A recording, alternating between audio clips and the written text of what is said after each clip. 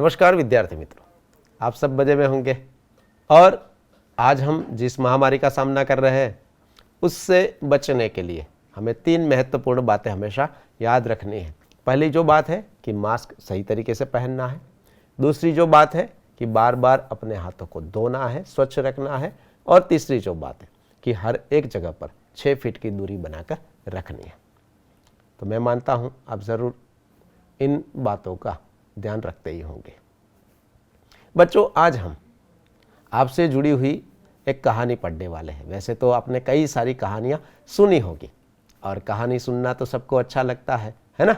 हाँ, तो आज की शुरुआत एक कहानी से करते हैं। मैं आपको एक मज़ेदार कहानी सुनाने वाला हूं, तो हो जाइए तैयार और ध्यान से इस कहानी को सुनिए। सुंदरपुर नाम का एक गांव था जो बड़े पहाड़ों से घिरा हुआ था, यानी कि पहाड़ों के बीच ये गांव स्थित था। और उस गांव में ज़्यादातर किसान लोग रहते थे जो कृषि के जरिए यानी कि खेती के जरिए अपना जीवन निर्वाह करते थे। उस गांव में डाकुओं की बड़ी परेशानी थी, क्योंकि उस गांव के आसपास जो पर्वत थे उसमें डाकुओं रहते थे। और जब उनको धन की आवश्यकता होती थी, अन्न की आवश्यकता होती थी, तो वह गांव पर चढ़ाई करते थे और सारा माल सामान लूट के चले जाते थे। और ऐसा ही एक दिन हुआ कि गांव में डाकुओं ने चिट्ठी भेजी और चिट्ठी सरपंच के नाम थी। सरपंच ने चिट्ठी प्राप्त की। सरपंच ने चिट्ठी पाते ही शाम को सारे गांव के व्यक्तियों को इकट्ठा किया और वहां चिट्ठी खोली गई, चिट्ठी पढ़ी गई। तो चिट्ठी में लिखा था, धान और पैसे तैयार रखिएगा, हम लोग आज रात आ रहे हैं। और ये सुनकर सारे लोग घबरा गए, सोचने लगे कि अब क्या करें, हम ऐसा क्या कर सकते हैं कि इन डाकुओं से बचा जा सके। और ये बार बार की जो हैरानी थी, परेशानी थी, उसका कोई उपाय कौन बता सकता है या उसका उपाय क्या हो सकता है। ये चर्चा के बीच ही वहां जो लोग बैठे थे उसमें से एक युवक खड़ा हुआ और उसने अपना हाथ ऊंचा करके बताया कि इन डाकुओं से मुक्ति पाने के लिए मैंने एक युक्ति सोची है। सब लोग उसकी ओर देखने लगे कि भाई ये लड़का इन डाकुओं का सामना कैसे कर सकता है। तो सबने कहा कि भाई तुम अकेले उन डाकुओं का सामना कैसे कर सकते हो, डाकुओं को कैसे भगा सकते हो। लेकिन सरपंच ने सबको समझाया कि अभी आप अपनी जो भी बात है बाद में बताइएगा, पहले ये जो लड़का है, और उस लड़के का नाम पोलो था, कि वह हमें क्या कहना चाहता है, पहले हमें उसकी बात जरूर सुननी चाहिए कि भाई उसने कौन सी युक्ति सोची है। तो सरपंच के कहने पर सब लोग शांत हो गए। पोलो ने अपनी बात प्रस्तुत की। उसने कहा कि मैंने युक्ति सोची है कि जिसमें हम डाकुओं को एक सबक सिखला सकते हैं और उसके बाद शायद ये डाकू हमारे गांव पर हमला भी नहीं कर सकते। लेकिन उसके लिए मुझे 10-15 ऐसे चपल और शक्तिशाली व्यक्तियों का साथ चाहिए जो गांव देगा। सरपंच ने कहा, ठीक है, मैं तुम्हें गांव में से ऐसे चपल और शक्तिशाली 10-15 युवक तुम्हारे साथ जुड़ने के लिए दे दूंगा। गांव ने सोचा कि ठीक है। सरपंच ने भी कहा ठीक है कि आज के दिन पोलो को अपनी इस युक्ति आजमाने का अवसर जरूर देना चाहिए। और पोलो अपने जो 10 साथी मिलने वाले थे, 15 साथी मिलने वाले थे, उनको साथ लेकर सबको इकट्ठा किया और सबको अपनी युक्ति समझाई कि हमें इस प्रकार से ये करना है। और अपनी युक्ति को सफल बनाने के लिए पोलो ने और उसके साथियों ने अपने साथ लाठियां ली, रस्सी ली और लोहे के तार भी ले लिए। और जब शाम हुई, रात हुई, तो सब लोग गांव का जो प्रवेश द्वार था, सब लोग यानी कि पोलो और उसके साथी गांव का जो प्रवेश द्वार था वहां चले गए। और वहां जो रास्ता शुरू होता था, यानी कि गांव का जो प्रवेश द्वार था, वहां जो रास्ता था और उसके दोनों छोर पर, दोनों किनारे पर जो पेड़ लगे हुए थे, उन पेड़ों के साथ लोहे के तार बांध दिए और कई सारे तार से 2 पेड़ों को इस प्रकार से जोड़ दिया है कि ताकि रास्ता बंद हो जाए। और जब डाकू अपने घोड़े पर सवार होकर वहां आए और घोड़े दौड़ रहे थे और रात के अंधेरे के कारण उनको तार नहीं दिख रहा था, और जब लोहे का तार नहीं दिखा तो सारे डाकू घोड़ों समेत लोहे के तारों से टकराए और वहीं पर घोड़ों समेत गिर गए। और उस वक्त पोलो और उसके साथी उन्हीं पेड़ों के पीछे छिपे हुए थे। जैसे ही डाकू गिरे, वो पेड़ों के पीछे से बाहर आए और उनको पकड़कर रस्सियों के सहारे पेड़ों के साथ बांध दिया और तुरंत गांव में ये संदेश भी भेज दिया कि भाई हमने ऐसा किया है। तुरंत गांव वाले आए, सरपंच जी आए और तुरंत उन्होंने पुलिस को ये समाचार दिए कि भाई इस प्रकार से यहाँ पर हमने डाकुओं को पकड़ लिया है, बांधे रखा है। और तुरंत पुलिस भी वहाँ आ गई और उन डाकुओं को पकड़कर अपने साथ जेल में ले गई। तो बाल दोस्तों, कहानी छोटी है, लेकिन इस कहानी में आपने ये समझने का, देखने का प्रयत्न किया कि पोलो एक ऐसा लड़का कि जिसकी एक ही युक्ति से पूरे गांव को ये जो समस्या थी उससे छुटकारा मिल गया और उसके बाद सारे गांव वाले हर्षोल्लास से अपना जीवन व्यतीत करने लगे। न कभी चिट्ठी आई, न कभी कुछ चिंता थी। तो ये पोलो एक लड़का था, लेकिन एक ही लड़के इस प्रकार की युक्ति ने सारे गांव को किस प्रकार से आज़ादी दे दी, यह हमें इस कहानी से पता चलता है। आज हम एक ऐसी ही कहानी पढ़ने वाले हैं। शायद आपको पता भी चल गया होगा कि आज हम कौन सी कहानी पढ़ने वाले हैं। हाँ, आज हम ये कहानी पढ़ने वाले हैं जिसका शीर्षक है दुमदुमा गांव के बच्चे, है ना। इसलिए मैंने शुरुआत में ही कहा था कि मैं आज आपको आपसे जुड़ी हुई कहानी सुनाने वाला हूं। और आज हम जो कहानी पढ़ने वाले हैं उसमें भी आपके जैसे बच्चों ने ही एक जादू किया। अब जादू किस प्रकार से किया, ये जानने के लिए आइए सबसे पहले हम इस कहानी का श्रवण करते हैं। तो मेरे साथ आपको भी सुनना है, साथ ही साथ पढ़ना है। आप भी किताब लेकर जरूर बैठे होंगे, तो किताब में देखते जाइए, सुनते और पढ़ते भी जाइए। इकाई 12, दुमदुमा गांव के बच्चे। बच्चों में अपार क्षमता होती है, उनमें स्वयं कुछ करने की लगन पैदा करना आवश्यक है। और प्रस्तुत कहानी में दुमदुमा गांव के लोगों की परेशानी को दूर करने के लिए बच्चे कैसे कदम उठाते हैं उसका निरूपण किया है। तो आइए अब कहानी को पढ़ते हैं। यह दुमदुमा गांव है। यहां हमेशा पानी की कमी रहती थी। खेत सूख जाते, लोग परेशान रहते, पर कोई उपाय नहीं कर पाते थे। बच्चे पानी में खेलना चाहते, तैरना चाहते, पर कहां। एक दिन बच्चे खेल के मैदान में इकट्ठा हुए। उन्होंने पानी की कमी दूर करने की सोची। मैं बादलों से प्रार्थना करूंगा, रोज बरसो, बिल्लू बोला। बादल रोज कैसे बरस सकते हैं, महिमा बोली। तब फिर क्या हो, सब सोचने लगे। क्यों न एक बड़ा सा गड्ढा खोदे जिसमें बारिश का खूब सारा पानी भर जाए, रजिया बोली। हाँ हाँ, यही ठीक है, सारे बच्चे बोले। फिर बच्चे लाए फावड़े, कड़ाही, कुदाले और तसले। वे जमीन खोदते रहे, मिट्टी डोते रहे, बाहर फेंकते रहे। बच्चों को काम करते हुए गांव वालों ने देखा। वे भी बच्चों के साथ काम करने में जुट गए। इस तरह बना एक बड़ा सा तालाब। बरसात में उस तालाब में पानी भरा। पानी से खेतों की सिंचाई हुई। खेतों में मक्का और धान लहलहाए। लोग खुश हुए और बच्चे पानी में छपाछप खूब नहाए। सोचते हैं कि भाई किस प्रकार से हमें पानी में तैरने को मिलेगा, नहाने को मिलेगा। और एक दिन उनकी सोच काम कर गई कि जिस गांव में पानी के बगैर खेत सूख जाते थे, लोगों को पानी पीने के लिए नहीं मिलता था, वहां पर बच्चों की एक ही सोच ने एक जादू कर दिया कि गांव में एक बड़ा सा तालाब बन गया। और तालाब से गांव में पानी मिलने लगा, खेतों में सिंचाई होने लगी और बच्चे भी वहाँ छपाछप नहाने लगे। लेकिन ये युक्ति किसने सोची? तो बच्चों ने, है ना। तो यहाँ पर हमें इन बच्चों से ये भी सीखना है कि आप भी भले बच्चे हैं, लेकिन आपके दिमाग में भी ऐसी कई सारी युक्तियाँ आती हैं, तो आपको भी सोचना है। तो अब आइए, हमने इकाई का तो यहाँ श्रवण कर लिया है, पठन किया है, लेकिन इस इकाई से जुड़ा हुआ एक छोटा सा वीडियो भी देखते हैं।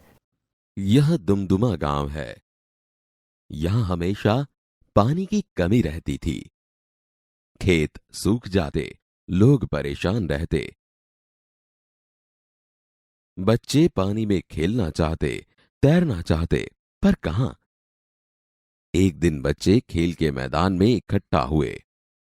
उन्होंने पानी की कमी दूर करने की सोची। मैं बादलों से प्रार्थना करूंगा, रोज बरसो।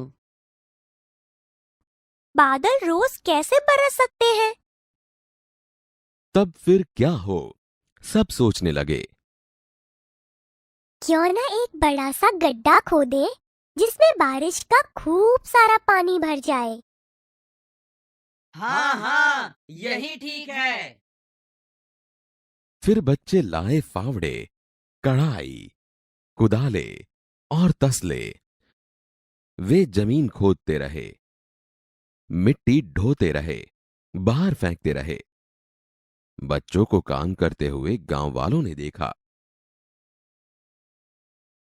वे भी बच्चों के साथ काम करने में जुट गए। इस तरह बना एक बड़ा सा तालाब। बरसात ने उस तालाब में पानी भरा। पानी से खेतों की सिंचाई हुई। खेतों में मक्का और धान लहलहाए। लोग खुश हुए और बच्चे पानी में छपाछप खूब नहाए। बाल दोस्तों, वीडियो देखा ना आपने? बहुत मजा आया होगा कि किस प्रकार से इन बच्चों ने फावड़े, कुदाल, तसले सब इकट्ठा करके क्या बना दिया? एक बड़ा सा गड्ढा। तो ये सारा काम इन लोगों ने अपनी मेहनत से किया और उनकी मेहनत सफल हुई और उनके गांव में एक तालाब आ गया, यानी कि तालाब बन गया और पानी की जो दिक्कत थी, पानी की जो किल्लत थी, वह हमेशा के लिए समाप्त हो गई, खत्म हो गई। तो बाल दोस्तों, ये कहानी छोटी सी है, उसके बावजूद हमें ये बड़ी सीख देती है कि हम भी हमारे जीवन में किस प्रकार से समस्याओं से मुक्ति पा सकते हैं और मेरी जो समस्या है उसका हल मुझे ही सोचना है। तो यहाँ पर हमें ये सोचना है, ये समझना भी है कि हमारी हर एक समस्या का उपाय, उसकी जो युक्ति है वह हमें सोचनी है और हम ही हमारी समस्या को हल कर सकते हैं। लेकिन इसके लिए हमें प्रयत्न करना चाहिए। हाथ पर हाथ धरे बैठे रहने से हम कभी भी अपनी समस्या से मुक्ति नहीं पा सकते, है ना। तो आइए, अब इस इकाई में हमने कुछ नए शब्द भी देखे हैं, तो उनके अर्थ भी यहाँ पर जान लेते हैं। तो देखिए, प्रार्थना, तो उसका अर्थ होता है उपासना या विनती। पानी, तो जल, नीर। कमी यानी कि अभाव। जिस प्रकार से इस गांव में पानी की कमी थी, यानी कि पानी का क्या था? अभाव था। कमी अर्थात अभाव। परेशान, कौन परेशान था? तो पूरा गांव। क्यों परेशान था? तो पानी की किल्लत थी, पानी नहीं मिल रहा था। परेशान यानी कि दुखी था, व्याकुल था, और गांव के हर एक व्यक्ति को दुख था, व्याकुल थे कि हमारे गांव में पानी की सुविधा नहीं है। उपाय यानी कि युक्ति, तरकीब। और ये किसने सोची? हाँ, रजिया ने सबको ये बताया कि क्यों ना हम एक गड्ढा खोदे कि जिसमें बारिश आने पर पानी भर जाएगा और इस प्रकार से ये गड्ढा एक बड़े तालाब में परिवर्तित हो गया। बारिश, बारिश से हम परिचित है, जिसको वर्षा या बरसात भी कह सकते हैं। धान, यहाँ पर आपने अंत में देखा, तो धान का अर्थ होगा अन्न, या यहाँ पर इसका अर्थ किया गया है चावल। तो बाल दोस्तों, ये तो हमने कुछ शब्द देखे जो इकाई में थे। इसके अलावा भी इकाई में कुछ और भी शब्द दिए गए हैं और रोजमर्रा की जो हमारी शब्दावली है उसमें तो आप इन शब्दों का गुजराती में ज़रूर उपयोग करते होंगे और शायद आप अपनी वहाँ की बोली में उसके लिए अन्य शब्द का प्रयोग भी करते होंगे, लेकिन हिंदी में उनके नाम क्या है, आइए ये भी जान लेते हैं। तो फावड़ा, अब आप सोचेंगे कि ये फावड़ा क्या आया। हमने इकाई में ये पढ़ा भी, सुना भी कि बच्चे फावड़े, तसले, कुदाले ये सब लेकर वहाँ पर आ गए थे, लेकिन ये फावड़ा का अर्थ क्या होगा। तो मैं आपको फावड़ा का चित्र दिखाता हूँ, आप देख रहे हैं और आपको तो ये पता है ना। आप खुश हो गए, कह रहे मेरे घर पर भी है और मैं तो इसका हमेशा उपयोग करता हूँ। आपके पिताजी भी खेत में इसका उपयोग ज़रूर करते होंगे, है ना। हाँ, फावड़ा, और इसको आप गुजराती में जो कहते हैं वह है पावड़ो, सही है ना। और शायद कुछ लोग तो अन्य शब्द का प्रयोग भी कर रहे हैं, यानी कि आपके वहाँ की स्थानिक बोली में इसको अन्य नाम से भी आप जरूर जानते होंगे। दूसरा जो शब्द है वह है कुदाल, और कुदाल का अर्थ है, हाँ अब तो आप इसको जरूर पहचानते हैं, क्योंकि मिट्टी यानी कि गड्ढा बनाने के लिए हमें इसकी आवश्यकता ज़रूर होती है ना। और इसको हम गुजराती में कहते हैं तीकम। तसला, अब ये क्या होगा, तो इसका भी चित्र मैं आपको दिखाता हूँ। अरे ये तो सबके घर है ना, और इसको हम गुजराती में कहते हैं तगारू। तो इन शब्दों से आप भले ही परिचित ना हो, लेकिन अब आपको ये इन शब्दों के नाम हिंदी में क्या है ये पता चल गया है। इन चित्रों को हिंदी में या इन वस्तुओं को हिंदी में क्या कहते हैं पता चल गया है। तो अब आप जब भी हिंदी बोलते हैं तब आपको इन्हीं हिंदी नामों का ज़रूर प्रयोग करना है। फावड़ा, कुदाल, तसला, और एक शब्द प्रयोग में लिया गया टोकरी, मिट्टी फेंकने के लिए उसकी आवश्यकता पड़ती है। और एक शब्द है कढ़ाई, तो कढ़ाई।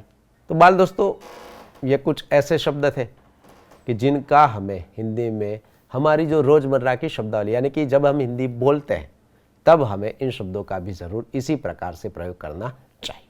तो मैं मानता हूँ कि इस इकाई की समझ आप अच्छी तरह से प्राप्त कर चुके हैं, और कहानी छोटी है उसके बावजूद हमें बहुत बड़ा ये संदेश देती है। वैसे तो हमने इससे पहले ही एक इकाई पढ़ी थी और जिसका नाम था सच्चा बालक। उसमें सच्चाई का गुण था, अपनी माँ से हमेशा सच बोलने का वह लड़का सीखा था, है ना। हम ये पूरी कहानी पढ़ चुके हैं, और उसकी सच्चाई से प्रेरित होकर डाकुओं ने लूट चलाना हमेशा के लिए बंद कर दिया। तो ये भी एक बच्चे के कारण ही डाकुओं का जीवन परिवर्तन हुआ था। यहाँ पर स्थिति भिन्न है कि बच्चे अपनी युक्ति से गांव वालों को समस्या से मुक्त करते हैं, वहाँ एक बच्चा अपने सच के कारण डाकुओं से हमेशा सबको अपना माल सामान वापस दिलवाता है और डाकुओं का जीवन परिवर्तन भी करता है। तो हमें हिंदी तो सीखनी ही सीखनी है, साथ ही साथ ऐसी कहानियों से अब हम किस प्रकार से अपने गांव में बदलाव ला सकते हैं, या हमारे गांव में बदलाव आए उसके लिए हम क्या कर सकते हैं। तो इसके लिए आपको भी इकट्ठे होकर इस प्रकार से कुछ सोचना चाहिए कि अगर आपके गांव में पानी का व्यय होता है, जगह जगह पर कीचड़ है, पेड़ नहीं है, ज़्यादा गर्मी है, तो आप सब क्या कर सकते हैं, ये अब आपको ज़रूर सोचना है और अपने बड़ों को अपनी युक्तियाँ बतानी है और उनके साथ मिलकर उनका अमल भी अपने गांव में ज़रूर करना है। आइए इससे आगे बढ़े और वहाँ पर हमें एक चित्र का अवलोकन करना है और उसके बाद चित्र देखकर उसका वर्णन भी अपनी कॉपी में लिखना है। तो मैं पहले आपको एक चित्र दिखाता हूँ, पहले उसे गौर से देखिए, उसके बाद हम उसकी चर्चा भी करते हैं। बाल दोस्तों, यहाँ पर आप एक चित्र देख रहे हैं और इस चित्र में कई सारी चीज़ वस्तुएं हैं, बच्चे भी हैं, बड़े भी हैं, स्त्रियाँ भी हैं, पुरुष भी हैं। अगर इस चित्र का हमें वर्णन करना है, वैसे तो आप चित्र का वर्णन अच्छी तरह से सीख चुके हैं, जान चुके हैं, समझ चुके हैं, और मैं मानता हूँ कि अब तो आप इस चित्र का अच्छे तरीके से वर्णन भी अपनी कॉपी में लिख सकते हैं। तो आइए एक बार उसके बारे में भी कुछ बातें जान लेते हैं। मैं ऐसे कह सकता हूँ कि भाई यह चित्र एक गांव का चित्र है, चित्र में कुछ घर दिखाई दे रहे हैं, चित्र में एक मंदिर दिखाई दे रहा है, चित्र में एक छोटा सा तालाब दिखाई दे रहा है और तालाब के किनारे बैठकर कुछ स्त्रियां कपड़े धो रही है। तालाब के किनारे दो लड़के खेल रहे हैं।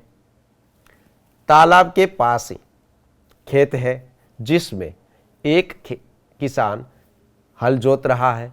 साथ ही साथ खेत के पास ही एक लड़का खड़ा है जो अपने पिताजी की सहाय कर रहा है। पूर्व दिशा में हमें दो वृक्ष देखने को मिल रहे हैं। सूर्य का उदय होता हुआ दिखाई दे रहा है और उस वक्त यानी कि सुबह के वक्त पक्षी भी चहचहाते हुए आकाश में उड़ रहे हैं। तो बाल दोस्तों, ये मैंने मेरी सोच के अनुसार आपको वर्णन सुनाया, लेकिन आपको खुद को ही ये वर्णन करना है और अपनी कॉपी में लिखना भी है। लेकिन अब उसी चित्र को देखकर मैं आपसे कुछ प्रश्न पूछना चाहता हूं जो आपको सोचने हैं और मुझे उसके उत्तर दिखाने हैं। आइए फिर से एक बार चित्र को देखते हैं। बाल दोस्तों, यहां पर आप देख रहे हैं कि तालाब के किनारे दो स्त्रियां कपड़े धो रही हैं। अब मेरा आपसे प्रश्न यह है कि हमें तालाब के पानी का उपयोग किस प्रकार से करना चाहिए, या किन बातों के लिए, किन ज़रूरतों के लिए तालाब का पानी हमें उपयोग में लेना चाहिए। क्या इस प्रकार से तालाब के पानी से कपड़े धोने चाहिए? सोचिए, जैसे हमने इस इकाई में देखा कि भाई गांव का तालाब हुआ तो उसमें से खेती भी होने लगी, सिंचाई भी होने लगी, पानी पीने के लिए भी काम में आने लगा, नहाने के लिए भी काम में आने लगा। तो क्या ये पानी स्वच्छ रहेगा? और अगर पानी स्वच्छ नहीं है तो उसका हम किस प्रकार से उपयोग कर सकते हैं? आइए मैं आपको एक कोष्टक दिखाता हूं और उन विधानों को आपको पढ़ना है और सोचना है कि इनमें से हमें पानी का उपयोग किस के लिए करना चाहिए। तो देखिए, तालाब को जलाशय भी हम कह सकते हैं, के कुछ उपयोग दिए गए हैं, लेकिन आपको सोचना है कि इनमें से जलाशय के सही उपयोग कौन से हैं और गलत उपयोग कौन से हैं। जैसे कि पहला जो है, जलाशय में से पानी भरना। अब सोचिए, अगर आप जलाशय में से पानी भरकर घर ले जाते हैं तो पीने के उपयोग में लेते होंगे, खाना बनाने के उपयोग में लेते होंगे, तो यह पानी स्वच्छ होगा। तो सही है कि भाई हमें जलाशय में से पानी भरना चाहिए। दूसरा जो विधान है, जलाशय में नहाना। तब सोचिए कि जिस जलाशय का पानी हम पीने के उपयोग में लेते हैं तो क्या हमें उसमें नहाना चाहिए? सोचिए, मैं आप पर छोड़ देता हूं, आपको सोचना है कि भाई हमें क्या करना चाहिए, क्या नहीं करना चाहिए।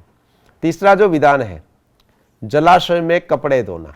अभी हमने एक चित्र देखा कि जिसमें जलाशय में कपड़े धोती हुई कुछ स्त्रियां दिखाई दे रही। तो क्या हमें कपड़े धोने चाहिए? अगर हम जलाशय में कपड़े धोते हैं तो पानी कैसा होगा और वही पानी क्या हमें पीना चाहिए? सोचिए। चौथा जो विधान है, जलाशय में पशुओं को नहलाना। सोचिए, कपड़े धोना, नहाना, अब पशुओं को नहलाना।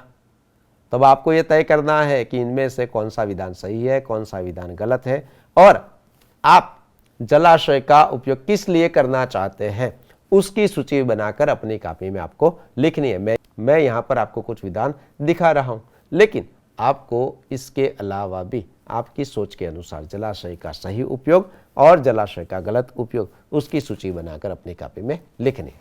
पांचवा जो विधान है, जलाशय में पशुओं को पानी पिलाना। आपने कभी कभार आपके गांव में अगर जलाशय है, तालाब है, तो ऐसे दृश्य भी देखे होंगे कि एक और कोई व्यक्ति पानी का गड़ा भर रहा है या कोई स्त्री पानी का गड़ा भर रही है और दूसरी ओर पशु भी पानी पी रहे हैं। छठा जो विधान है, जलाशय के पानी से खेतों की सिंचाई करनी चाहिए या नहीं करनी चाहिए, ये हमें सोचना है। सातवां जो विधान है, जलाशय के पानी को मोटर पंप के जरिए गांव के घरों में पहुंचाना।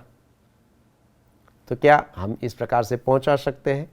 और आठवां जो विधान है, जलाशय के पानी में ट्रैक्टर, मोटरसाइकिल, जीप जैसे साधनों को धोना। तो बाल दोस्तों, यहाँ पर हमने एक जलाशय या तालाब के उपयोग के बारे में कुछ विधान देखे, लेकिन मैंने आपको पहले भी बताया, अब भी बता रहा हूँ कि उनमें से सही उपयोग कौन सा है और गलत कौन सा है, ये आपको सोचना है और सही उपयोग और गलत उपयोग की सूची बनाकर अपनी कॉपी में लिखनी है। क्योंकि ये समझ भी हमें ज़रूर होनी चाहिए कि जिस पानी का हम अगर पीने के लिए उपयोग कर रहे हैं तो उसमें इस प्रकार का उपयोग नहीं करना चाहिए, और अगर पीने के लिए उपयोग नहीं करते हैं तब भी पानी को स्वच्छ रखने के लिए हमें उसका उपयोग किस प्रकार से करना चाहिए। क्यों?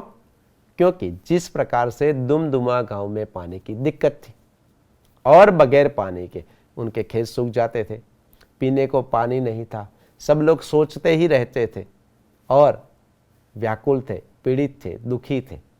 तो क्या हमें भी इस प्रकार की परिस्थिति का, इस प्रकार की स्थिति का सामना करना अच्छा लगेगा? नहीं ना। हाँ, तो इसीलिए हमें यह भी सोचना है कि हमें पानी को स्वच्छ रखना है, तो किस प्रकार से रख सकते हैं, और साथ ही साथ हमें पानी को बचाना है, तो हम किस प्रकार से पानी बचा सकते हैं। आइए, मैंने आपके लिए एक प्रश्न यहाँ पर रखा है, मैं पहले आपको प्रश्न दिखा देता हूँ। तो देखिए, यहाँ पर आप प्रश्न देख रहे हैं कि पानी की बचत कैसे की जा सकती है। तो बाल दोस्तों, सोचिए जरा।